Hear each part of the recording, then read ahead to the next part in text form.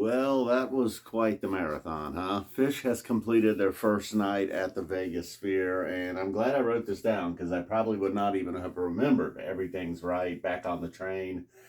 Wolfman's Brothers when it started, and it slowly started to pick up, you know. I mean, I must admit, the first few songs I was a little bit underwhelmed. I thought, oh, okay, I'm grateful that they're webcasting this, but I guess this is you kind of had to be there show.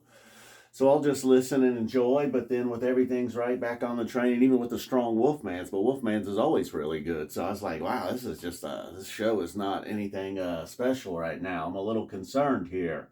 But then, like I said, it continued to pick up, not only musically, and there was a lot of points throughout the night where I just was not really focused on the music as much as I was what I was watching. You know, most nights, a lot of nights anyhow, I'm not really focused too much on the webcast. It's really, I'm just listening.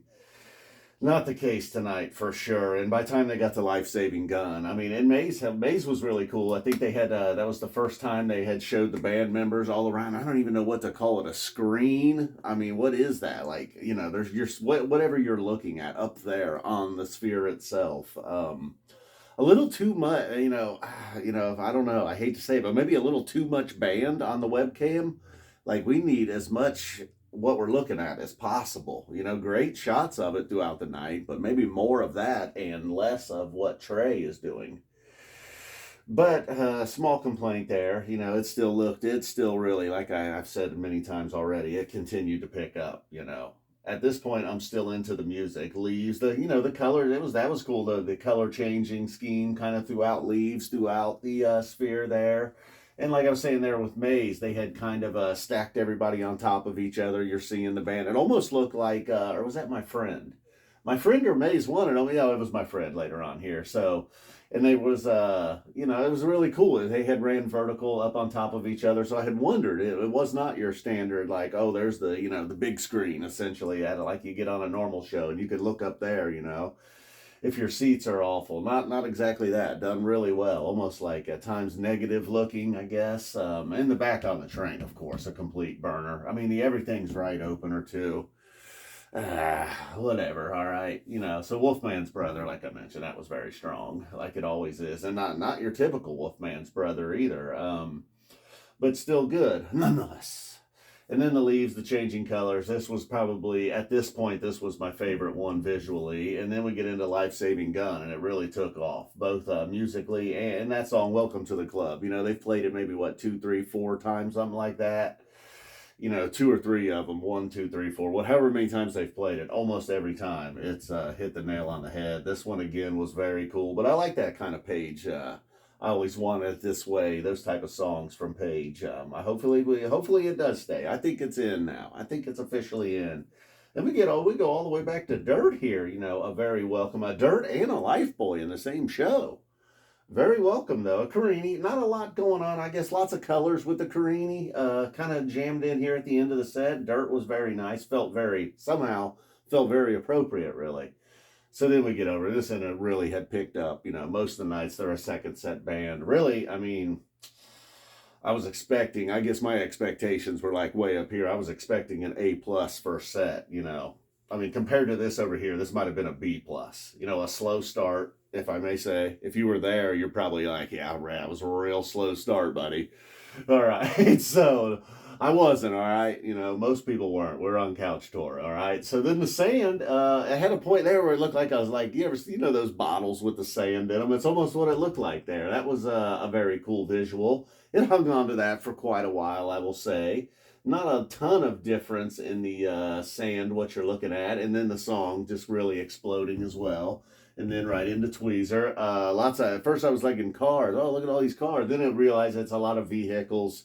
At one point, the vehicles were dancing along with the music, it looked like. That was absolutely amazing.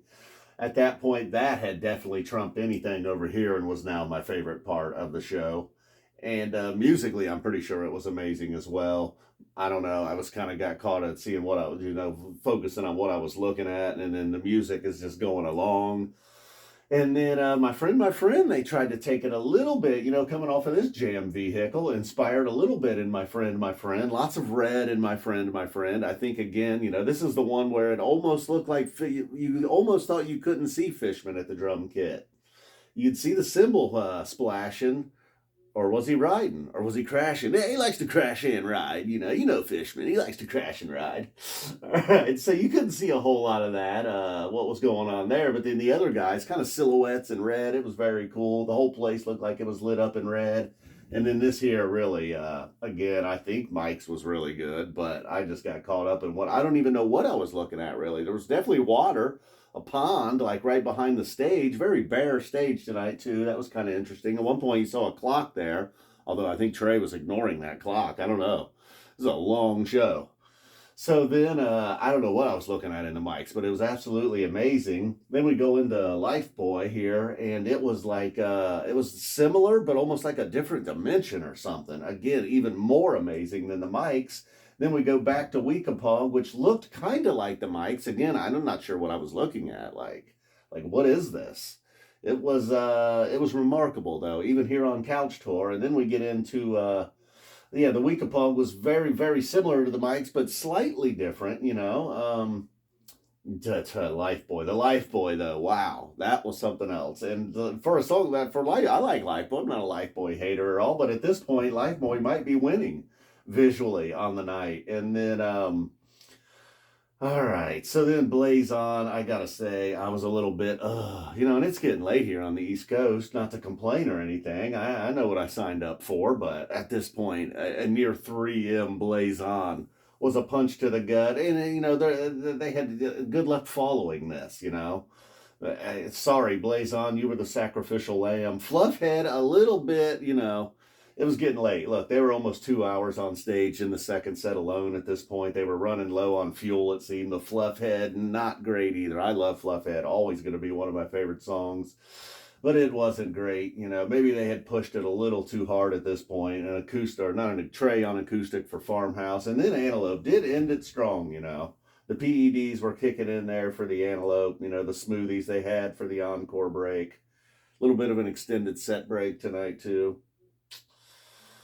All right. Yeah, the Antelope. And the visuals came back a little bit for Antelope. They just kind of lost me here a little bit. The Blaze On through Fluffhead. It was like, oh boy, here we go. One of these marathon shows when this was also maybe my least favorite part of the show. Although that everything's right. I was thinking, oh man, they're starting here. And I don't want to have to come. But it was amazing. All together, they pulled it together. It was pretty amazing. And it was night one. I have a feeling this will be the weakest of the 4 nights. And it was pretty good. I was hoping for 4 straight A+. The second, so this right here this was certainly an A+. I don't know if they'll top this, They will. But it's going to be hard. That Lifeboy was something else. I think visually that was my favorite part of the night. Musically, Tweezer was awesome. My Wolfman's, I know ultimately that is what, this is kind of not all about, it's about the music, but if you let it appeared everybody lived, there was plenty of shots. It looked steep up there, but once it filled in, it didn't seem as steep, huh? And that's how it is at the hockey arena in Columbus. It's really steep if you're an early bird and you get there and the seats aren't filled in yet and you're trying to have a Pepsi and a pretzel. You feel like you're going down. But once it fills in with people, all of a sudden you feel real safe and everything's all right. I don't know. All right, so that's 1 in the books. It was really good. Normally staying up past 3 a.m., a 4-hour show or something, I'd have been bonked, but I'm pretty fired up still. That was outstanding. So Trey said they had been working on it since June. Everybody that worked hard on it, congratulations. You did really well. Maybe less of the band and more of the cool stuff tomorrow. Not that seeing Paige's bald spot isn't cool. That's cool. Don't get me wrong, but less of that and more of what's going on up there. What is it, a screen? What is that? All right, guys, boo. Love you. Thank you. If you hung in there 9 minutes, I really appreciate it. Thank you so much. Whew.